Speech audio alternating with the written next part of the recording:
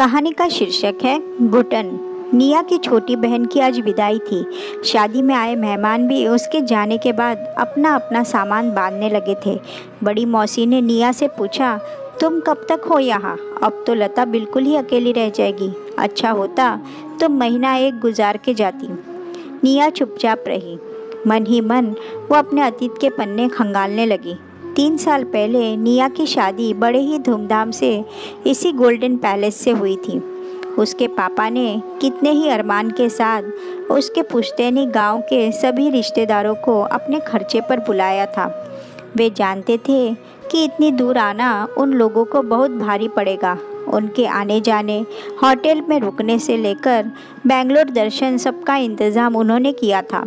गांव से निकल शहर में यदि कोई ज़िंदगी में ऊंची तरक्की पाता है तो चाहता है कि उसके गांव के लोग भी उसकी तरक्की का स्वाद चखें। उसकी शादी के किस्से अभी भी गांव में सुनने को मिल जाते हैं। गांव के लोगों को 5 स्टार का अनुभव भूले नहीं भूलता है। शादी भी उन्होंने कितने बड़े उद्योगपति के बेटे के साथ तय की थी।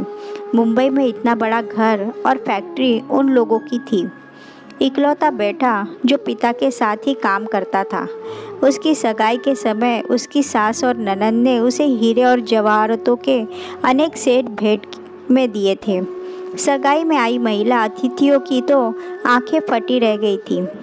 सब मन ही मन उससे रश कर उठी थी। उसकी माँ तो बेटी के भाग्य पर न्योछावर हुई जा रही थी। पापा को भी लग रहा था बिजनेस क्लास की बात ही अलग होती है। शादी के बाद निया जब ससुराल पहुंची तो उसका बड़ा आदर सत्कार हुआ, लेकिन रिसेप्शन तक उसे अपने पति विनय की कोई खोज खबर नहीं मिली। उस दिन की पार्टी के बाद वो फिर अंतर्ध्यान हो गया।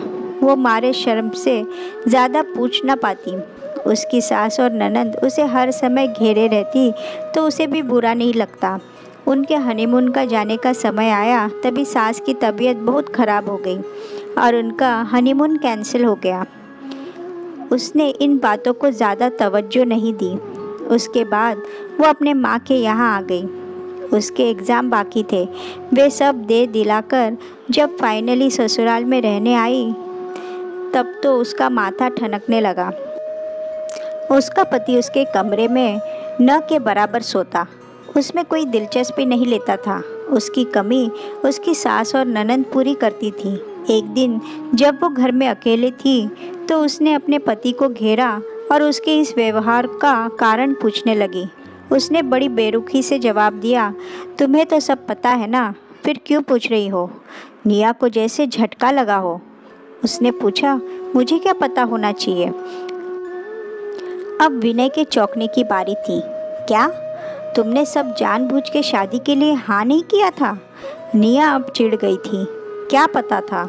साफ साफ बोलो। मैं ये शादी नहीं करना चाहता था। मैं तो किसी और से प्रेम करता हूँ और मैं उसके साथ ही रहना चाहता हूँ, पर मेरे माँ बाप की जिद थी कि मैं उनकी पसंद की शादी करूँ। वो लड़की मेरे साथ ही कॉलेज में पढ़ती थी और अब पास के ही एक फैक्ट्री में काम करती है और ये बात सभी लोग जानते हैं। उसका स्टैंडर्ड हमारे जैसा नहीं है, ना ही वो हमारे जाति की है। मेरी माँ ने कहा था कि तुम्हारे को ये पता है और तुम्हें कोई एतराज़ नहीं है। मैं अपनी ज़िंदगी अपने अनुसार जी सकता हूँ। निया लड़खड़ाते हुए बेड पर बैठ गई। उसने विनय से कहा, उन्होंने कहा और तुमने मान लिया? मुझसे क्यों नहीं ये बात तुमने पहले कही? अपने स्वार्थ में तुम और तुम्हारे परिवार ने मुझसे और मेरे परिवार से इतना बड़ा विश्वासघात किया। क्या मुझे खिलौना समझा है? तुम सब जैसे चाबी भरोगे मैं वैसे सर हिलाऊंगी। तुम्हारे अंदर इतनी कायरता भरी है, कैसे इंसान हो तुम? विनय ने कहा, मैं घर नहीं छोड़ सकता, बिजनेस से बाहर कर दिया जाऊंगा, परिवार के खिलाफ नहीं जा सकता। मेरी भी अपनी मजबूरी है। तुम कोई फैसला लेना चाहो तो ले सकती हो। मेरी बहन की शादी तक रुक जाओ तो ठीक रहेगा। निया क्रोध के मारे कांप रही थी। वो जितना सोचती उसके दिमाग की नसें फटने को ही जाती। उसे अपनी दशा पर रोना भी नहीं आ रहा था। जिस आदमी के साथ ब्याह कर आई थी उसके लिए मन में प्यार की कोपले अभी फूटी भी नहीं थी कि रिश्ता ही टूट गया। उसे अपने और माता पिता के साथ हुए इस धोखे से बहुत गुस्सा आ रहा था। उसके पिता ने कितने अरमानों से उसे ब्याहा था, पर इन कपटी लोगों ने शुरू से ही उन्हें धोखे में रखने की सोची थी। उसे पता था कि बिजनेस करने वाले कभी ग्राहकों के साथ तो कभी सरकार के साथ टैक्स की चोरी करते रहते हैं, पर उसने कभी नहीं उम्मीद की थी कि उनके रिश्ते भी इतने खोखले हो सकते हैं। उसे इस पूरी कौम से ही नफरत हो गई थी। दूसरे ही दिन वो अपने माता पिता के पास लौट आई और आगे की पढ़ाई जारी करने का फैसला कर लिया। उसके माँ पापा को जब ये बातें पता चली तो उनके पैरों तले ज़मीन खिसक गई।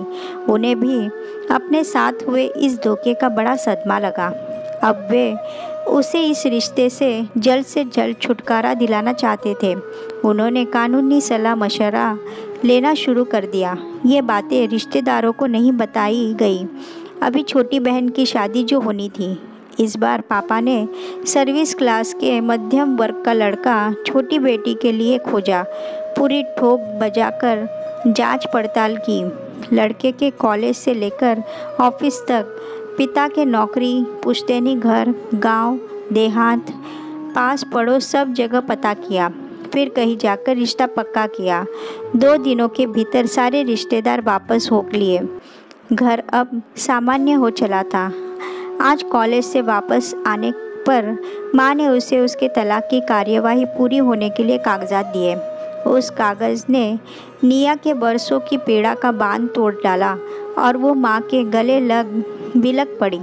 इस आज़ादी का एहसास कितना अनमोल था।